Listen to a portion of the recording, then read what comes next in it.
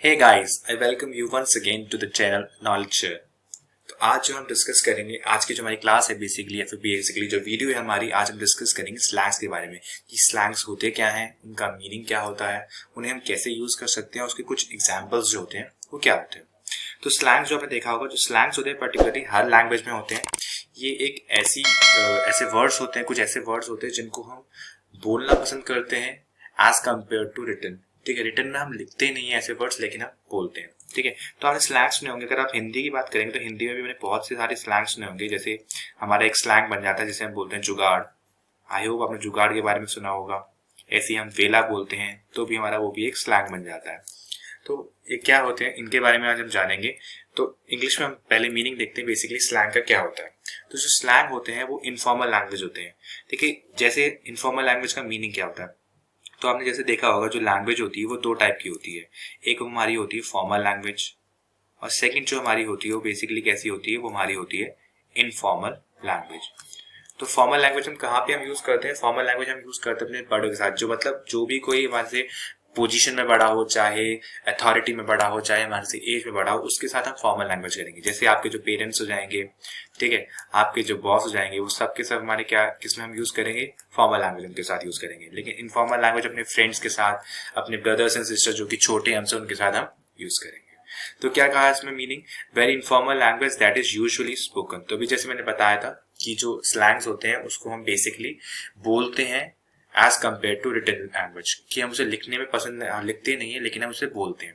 ठीक है, जैसे मैंने एग्जाम्पल दिया था आपको कि जुगाड़ जो होता है उसको हम बोलना पसंद करते हैं कि ये पर्टिकुलर जुगाड़ इसके लिए है, या फिर तू वेला बैठा है। तो हम किसके लिए हम यूज करते हैं, वो इनफॉर्मल लैंग्वेज में यूज कर सकते हैं। ये आप कभी भी आप किसी अपने बड़े से नहीं बोल सकते। मतलब कि आप सपोज कीजिए आपके बॉस जो है, आपके बॉस कुछ काम नहीं कर रहे थे और अपने बॉस में और तू वेला बैठा है, बॉस आप वेले बैठे हैं, तो आप ऐसे कभी यूज नहीं कर सकते। वो कि बहुत गलत लैंग्वेज हो जाएगी। तो वो इनफॉर्मल लैंग्वेज में हम यूज करते हैं उसको। अपने से छोटों के लिए, अपने सेम एज ग्रुप के लोग के लिए हम यूज करते हैं। तो वो हमारा बन जाता है इनफॉर्मल लैंग्वेज। और स्पोकन लैंग्वेज में हम ज्यादा यूज करते हैं एज कम्पेयर टू रिटन। ठीक है, तो एग्जाम्पल जैसे यहाँ पे दिया हुआ एग्जाम्पल कि chicken is slang for someone who isn't very brave. तो जब कोई बहादुर नहीं होता है या फिर कोई ज्यादा डरपोक सा होता है, उसके लिए हम क्या यूज करते हैं, उसके लिए हम चिकन यूज कर सकते हैं। तो उसके लिए हम वर्ड जो होता है चिकन यूज होता है। और जो चिकन बेसिकली क्या, इसका मीनिंग क्या होता है चिकन का अगर ऐसे मीनिंग देखें तो जो it's a baby, it's the baby of hen. But जो मुर्गिया है, मुर्गी का बच्चा जो होता है उसको हम चिकन बोलते हैं, राइट। लेकिन जब हम इधर चिकन यूज करेंगे तो इसका मतलब क्या होगा, एक स्लैंग की तरह यूज हो रहा है। और इसका बेसिक मतलब होगा कि ये एक स्लैंग है और इसका हम यूज कर रहे हैं कि कोई पर्सन ऐसा पर्सन है जो कि बहुत ज्यादा डरपोक है, जो कि मतलब बहादुर नहीं है। ठीक है, तो हम ऐसे कर सकते हैं। फॉर एग्जाम्पल जैसे अगर हम पॉलिटिकल एग्जाम्पल देखें, राहुल गांधी इज अ चिक और अ चिकन। ठीक है, तो व्हाट डज इट मीन कि उसके पास वो इतना ब्रेव नहीं है कि वो अपनी पार्टी के लिए कोई पर्टिकुलर स्टैंड लेके खड़ा हो सके। तो ये हमारा एग्जाम्पल बन जाता है। आई होप आपको मीनिंग क्लियर हो गया होगा। तो आज का जो हम पहला देखेंगे, पहला जो हमारा टॉपिक है या फिर जो फर्स्ट वर्ड है हमारा स्लैंग का, वो क्या होएगा। तो हमारा फर्स्ट वर्ड जो है स्लैंग का वो है थ्रेड्स। कि व्हाट डज थ्रेड्स मीन, कि थ्रेड का बेसिकली मीनिंग होता क्या है। तो थ्रेड आपने देखा होगा छोटे छोटे पर्टिकुलर छोटे छोटे से धागे होते हैं जिनका हम अपना यूज करते हैं, जिनसे क्लॉथ्स बनते हैं। तो इसका जो मीनिंग है उसी से रिलेटेड बन जाता है हमारा। तो थ्रेड्स का मीनिंग क्या होता है, थ्रेड्स का मीनिंग होता है क्लॉथ्स।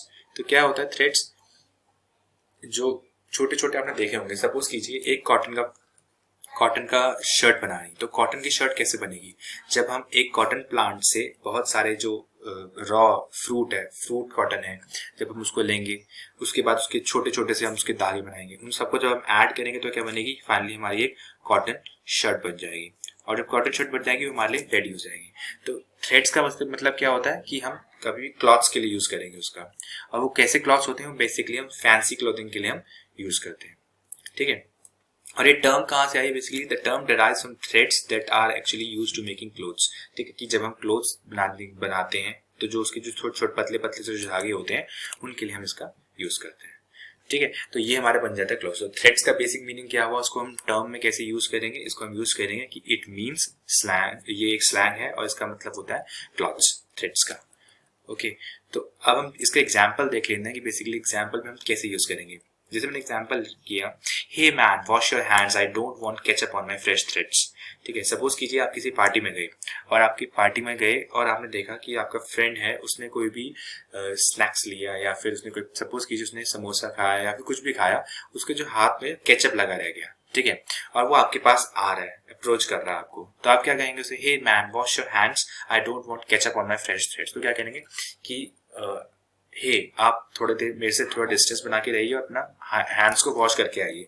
क्यों, रीजन क्या है कि मैं अपने फ्रेश थ्रेड्स मतलब फ्रेश जो क्लॉथ्स हैं उन पे मैं कोई भी केचप नहीं चाहता, ताकि इट डजंट बिकम स्पॉइल्ड। ठीक है, it doesn't get spoiled quickly. तो ये हमारा बन जाएगा एग्जाम्पल, किसका बन जाएगा एग्जाम्पल, हमारा फ्रेश थ्रेड्स का, जिसका मतलब थ्रेड जो हमारे यहाँ पे स्लैंग की तरह यूज कर रहे हैं।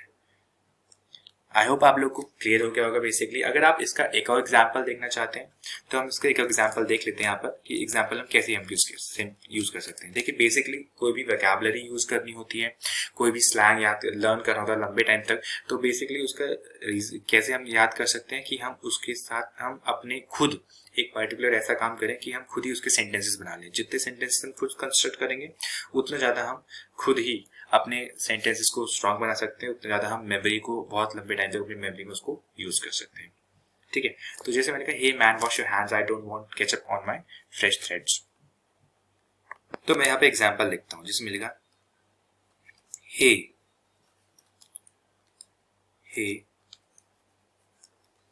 Watch your kid, he is going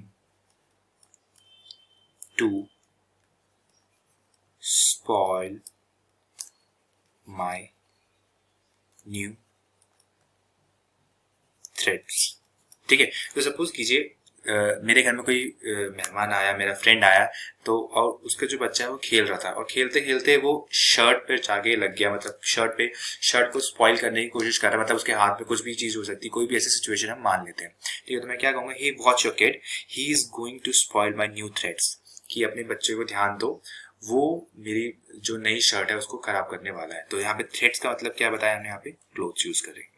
ठीक है, तो आप क्लोथ्स ना यूज करके आप एक वर्ड यूज करेंगे थ्रेड्स, तो आपकी इंग्लिश में एक अच्छा इंप्रूवमेंट होगा, लगेगा कि आपको कुछ एक्स्ट्रा वर्ड्स भी आते हैं। ठीक है, तो एक एग्जांपल आप अपने कमेंट में इस वर्ड जो स्लैंग है हमारा थ्रेड्स, इसके साथ एक एग्जांपल बना के दिखाइए। मैं आपको कमेंट में आपको रिप्लाई करूंगा कि आपने सेंटेंस सही बनाया कि नहीं बनाया। आई होप आपको ये वीडियो पसंद आई होगी। अगर अब हम इस सीरीज में हम इसी को एक मैं पर्टिकुलर प्लेलिस्ट बनाऊंगा जिसमें सिर्फ हम सारे के सारे स्लैंग्स डिस्कस करेंगे। आई होप आपको ये वीडियो पसंद आई होगी। अगर आपके कोई पर्टिकुलर सजेशंस हैं या फिर कुछ भी हैं तो आप नीचे कमेंट्स में नीचे दे सकते हैं। Thank you.